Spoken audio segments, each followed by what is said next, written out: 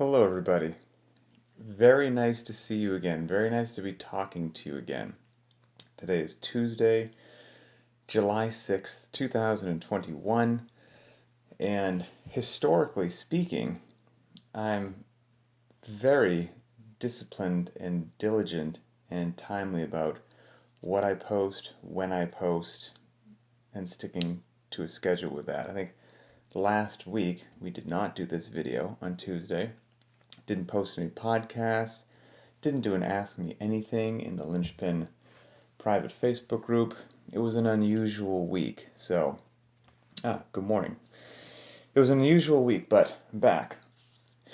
So, last week was unusual because my wife has been pregnant for about 9 months, delivered our third child on Tuesday. A week ago today is actually when it took place, so needless to say, my life as it normally is led in all aspects took a serious left turn. And the last week has been, I don't even know all the different adjectives to describe it. Crazy, hectic, amazing, awesome, disruptive, beautiful.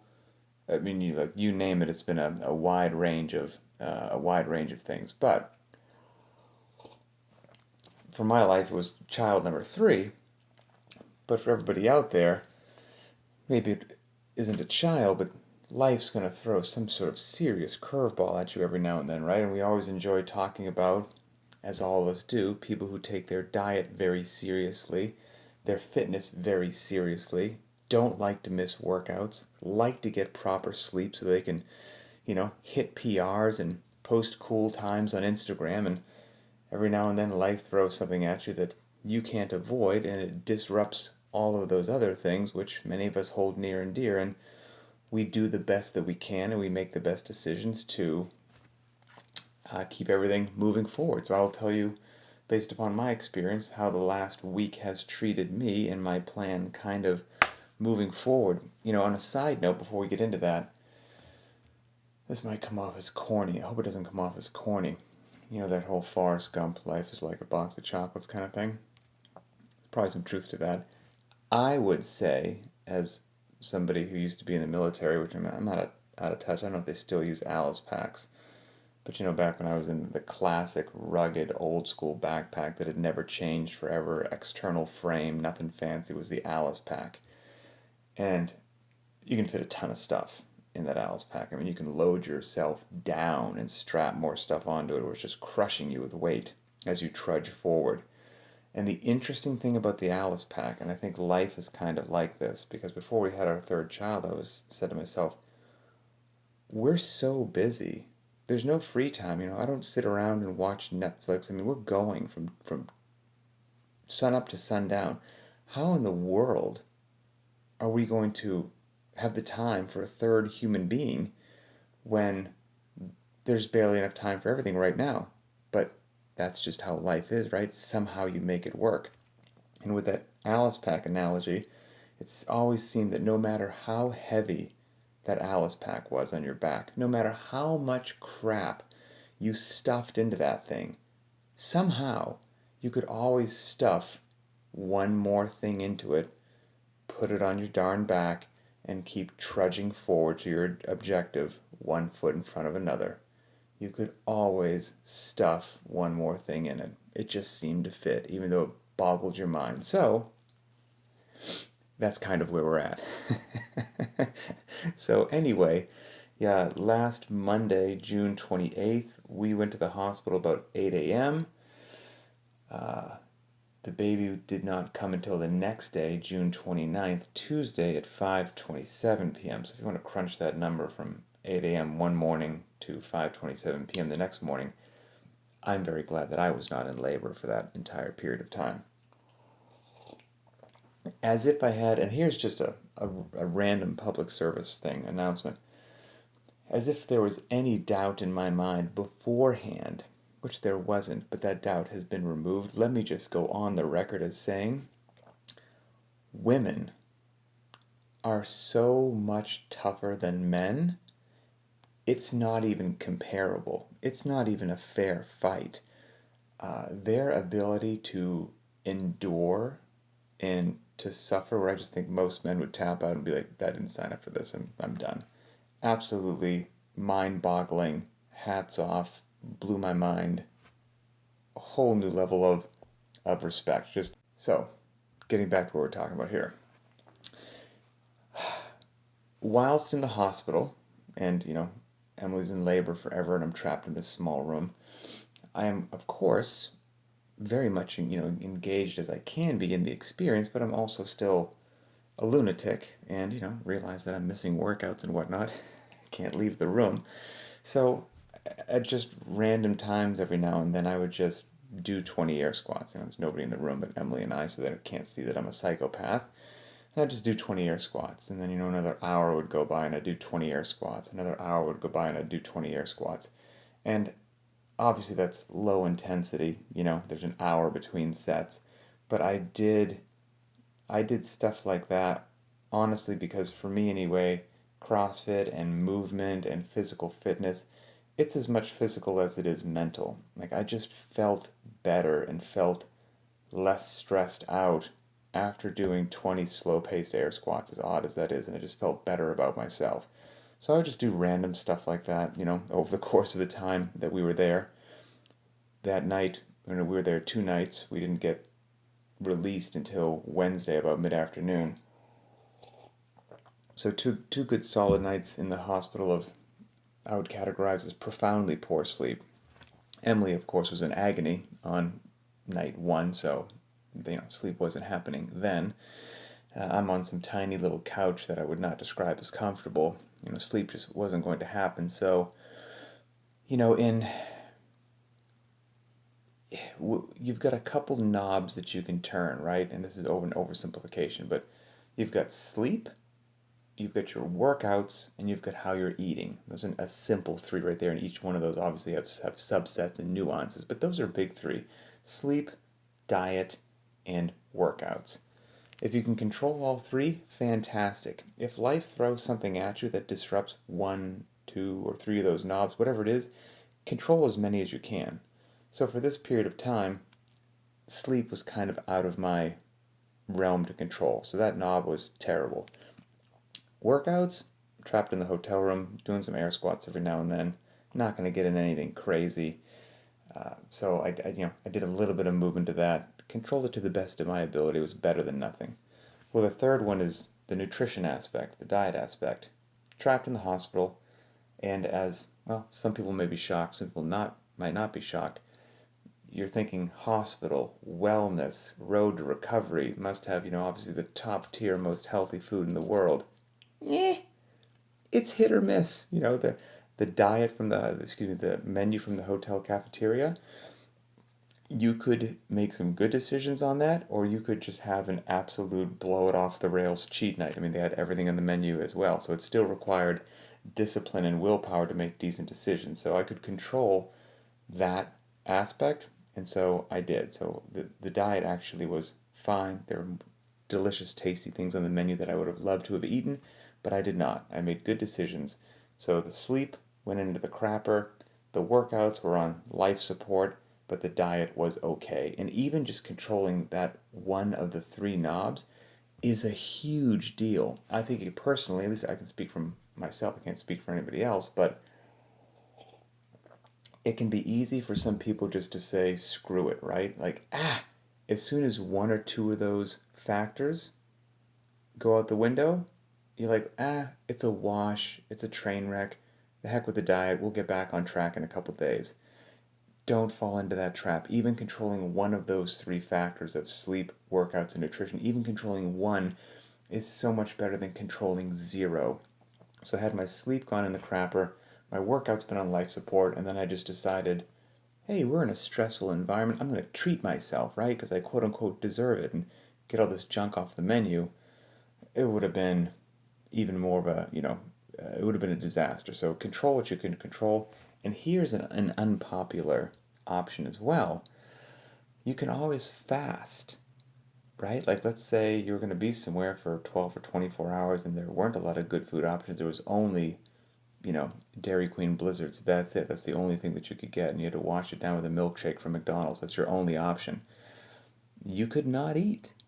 No, that's doesn't jump into most Americans' heads anyway, but it is an option. So again, you have options at your disposal, and the only thing influencing those options is number one, your knowledge base. Do you understand what is actually the better decision to make? And then number two, do you have the discipline or willpower to execute that decision? Those are probably just the two big things. So that's my little chat on sleep, workouts, and nutrition. So eventually, baby's born, mind-boggling experience that I obviously won't get into on Instagram. We get the baby home on Wednesday early afternoon. We had 2 nights of terrible sleep in the hospital.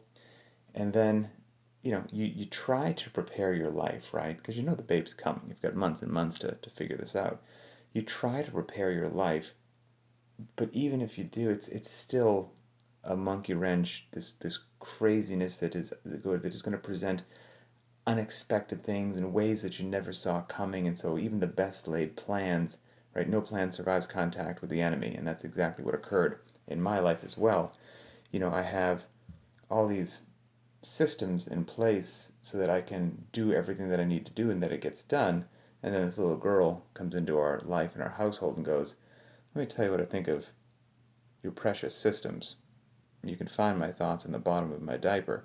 And so, you adjust as needed. So, and we've got 2 kids already. So this is child number 3. And, I'm a stepdad to 2 amazing boys. Deacon and Nash are absolutely phenomenal. So the boys in my entire world. I came into their life when they were 3 and 5. They're 9 and 11 right now. So it's been, 6 years, so to speak. But I missed the 0 to 3 years. And so I've heard about it. And you know that a train is coming toward you, but you just don't know until you actually live it. So this is my first foray into the brand new from birth to year 3 kind of a deal. Because like I said, I picked up at year 3. So right now, my routine no longer exists. Things that I thought would work or be possible aren't. So I'm modifying and adjusting as need be. We are on team no sleep. It's, the baby's 1 week old as of today, so we're most definitely on team no sleep.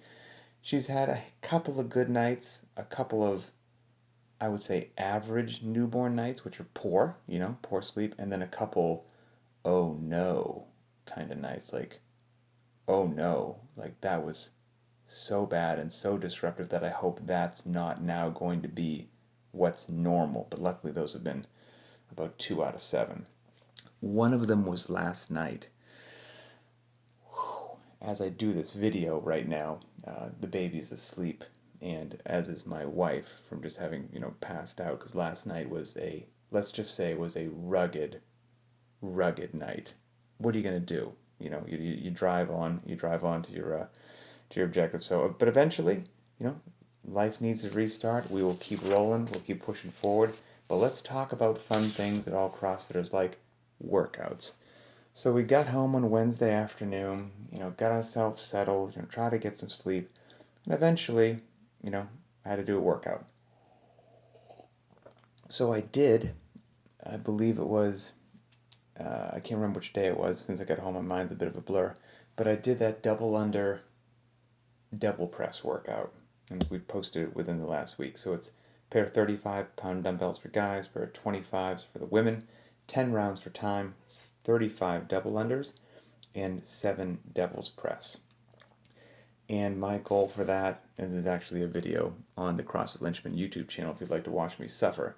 I just plopped my phone down and just went for it. Emily had the baby. I had a small window of time, maybe like 20-25 minutes while she was feeding the baby, and it was get something in or don't work out at all. So I was like, I'm going to get something in. So no warm-up. I'm not saying any of this is ideal, right? We're having a conversation about real life because there's an infant in the house. We're adjusting to everything. I still want to get in my fitness. I still want to be as healthy as possible until life settles. I got to do what I can. Not what's ideal, not what I want. I got to do what I can. So what I could do on that day, small window of time, no warm-up. Minimal time available till I went back in for daddy duty and switched with Emily. I just moved at a moderate pace from the get-go and figured I would, kind of use it as a warm-up, so to speak.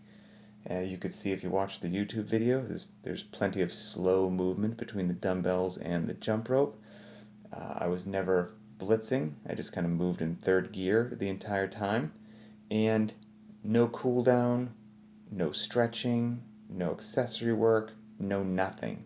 Got the workout in, got a sweat on, got my heart rate up, did some great movement, walked back inside. Mission accomplished. Huge win. And what's cool about that, what's cool about CrossFit, right, is you don't need a tremendous amount of time. You don't need a tremendous amount of anything. You just need a great workout, some space, and a little bit of motivation to do it. Because that workout, moving at a moderate pace, took me about 15 minutes and 40 seconds. So even with 3 kids, a busy job, a wife that needs help, and one of those kids being 5 or 6 days old at the time, all I needed to get in a workout was 15 minutes and 40 seconds of free time. That's it. Which is a very realistic and reasonable ask to be like, hey, could you watch the child for literally less than 20 minutes? I'll be right back. Bang. You got something in. Is it exactly how you wished it went? No. A beautiful warm-up would have been so fantastic. I would have felt better. Would have loved to stretch my hip flexors after that. Life doesn't care. You get in what you can. Huge win. Victory. Success was mine. And yesterday, the workout of the day was Barbara. Barbara is a nasty yet beautiful workout that I would think, I shouldn't say a lot, that's probably not fair, but I wouldn't be shocked if a fair number of CrossFitters, even people who've done CrossFit for a while, haven't done Barbara or have avoided Barbara. First of all, because there's not a barbell in sight, so that makes some folks avoid it. It's done interval style, and then the sets of gymnastics are in big chunks. So Barbara will let you know if you've been biasing your training a bit. For those unfamiliar, Barbara is 5 rounds or intervals, each one for time. And it's as fast as you can, 20 pull-ups, 30 push-ups, 40 sit-ups, and 50 air squats. You do that as quick as you can, you note the time. That's considered one interval. You rest 3 minutes, you do it again, you rest 3 minutes, you do it again. You do it 5 times. So if you do the math, 20 pull-ups, 30 push-ups, 40 sit-ups, 50 air squats times 5 intervals like that, you accumulate some knowledge, and always in big sets, always sets of 20 on the pull-ups, sets of 30 on the push-ups, etc., etc. It adds up. So I walked into the garage, once again, team no sleep, just feeling like a zombie, and I'm like, all right, here's the deal. We're going to use the first round of Barbara as a warm-up. Just play it by ear and see how it goes. I'm not even going to attempt a pull-up, okay? It's ring rows from the very get-go, and I'm not running the clock. And the push-ups from the get-goes, knee push-ups on this first round. So it's going to be 20 ring rows, followed by 30 knee push-ups as a great way. That's right.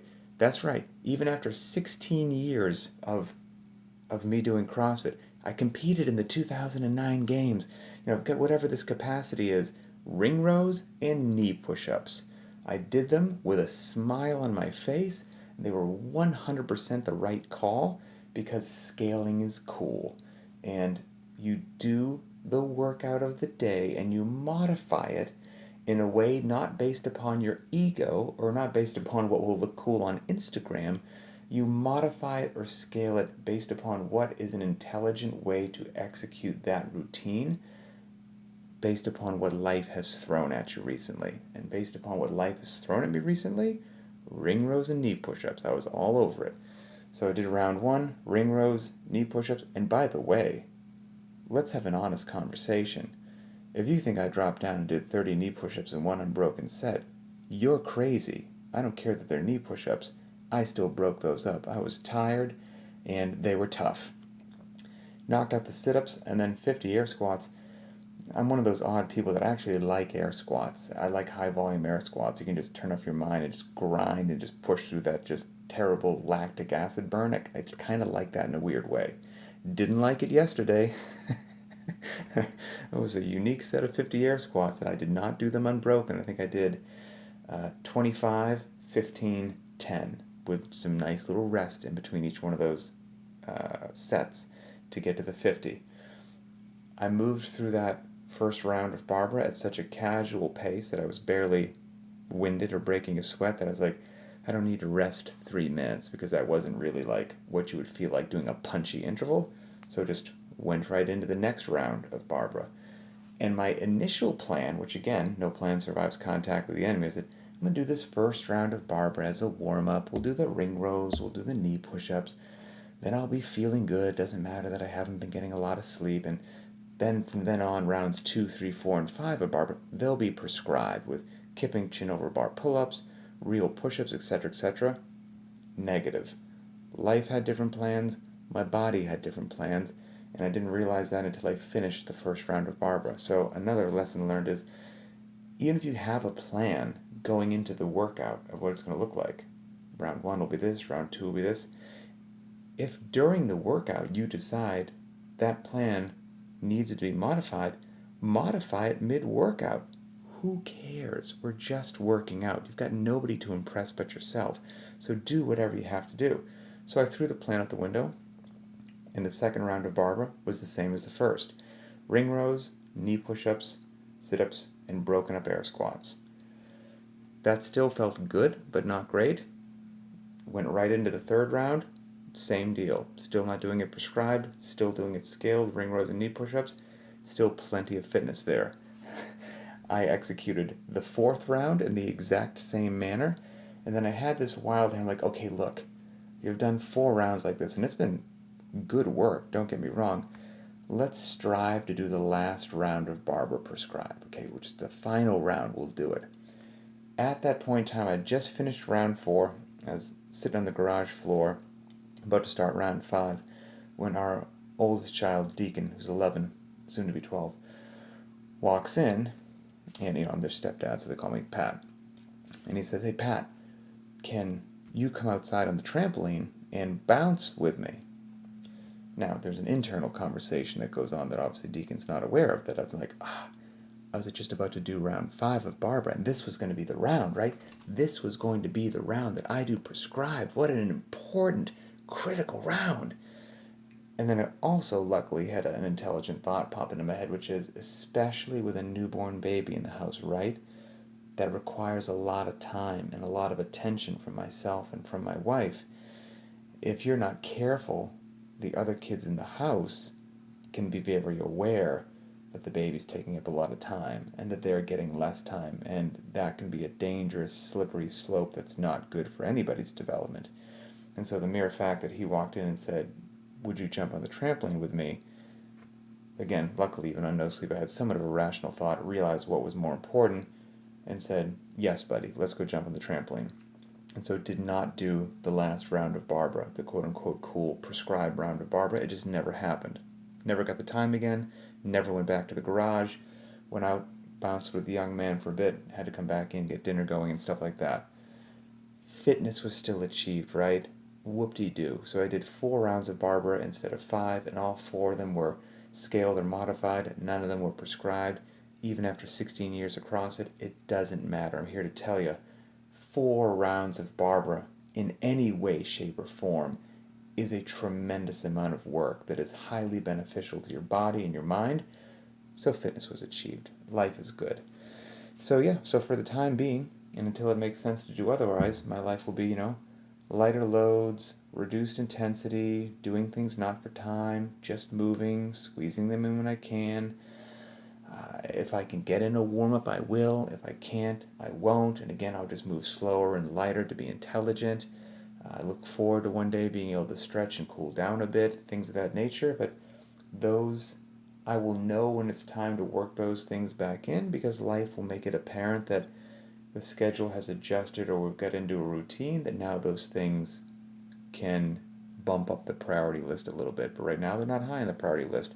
But I will continue to get whatever sleep I can to the best of my ability. There's a little young lady, little baby that's more in control of that than I am, but I'll get the sleep that I can.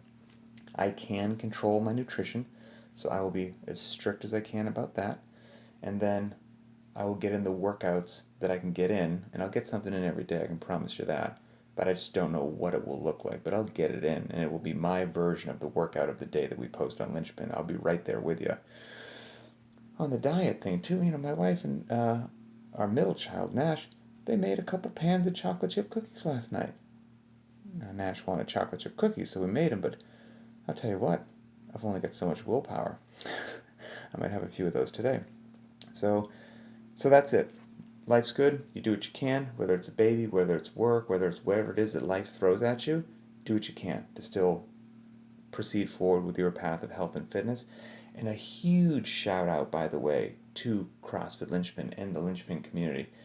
For the last week that I've been far more offline than online, in particular like in our private Facebook group, I didn't have any doubt that it would go this way, but this was the real test, and I saw it happen, and to say that it warmed my heart and filled me with pride would be an understatement. Even when I couldn't be engaged as engaged as I wanted to on that page for the last week, because we're having a child, all the veteran members of Linchpin that have been around, as new people would come on and join the page and had questions about this, the interaction, the kindness, the support, and the knowledge base, your answers were phenomenal. So a heartfelt thank you to everybody in Linchpin, that when I had to take a step back, you all ran the community beautifully. It was tremendous, and that's why we do these videos, right? That's why we have the Linchpin Conversations, why we review CrossFit Journal articles, why we do the Ask Me Anythings, to build that knowledge base, because a smart community is a powerful community, and we've been lucky enough to build one there at Linchpin, so it's fantastic. So that's about it. I was able to do this entire video, and I have not heard a small baby girl screaming, so that's good. And her name's Lane, by the way, and she's awesome. And so hopefully her and mom are still asleep. So I'm going to have a second cup of coffee and get the day going. Talk to everybody later. Enjoy the workout today, which, by the way, is like a mile and a half of running, push press, some bike calories, more push press. I generally enjoy running. I'm so tired that even that mile and a half run seems like it's going to be a death march. So I will not set any land speed records, but it will feel good to get out and move my body at whatever pace I move my body. And, life goes on. So that's it. Have a great day, and we will talk later.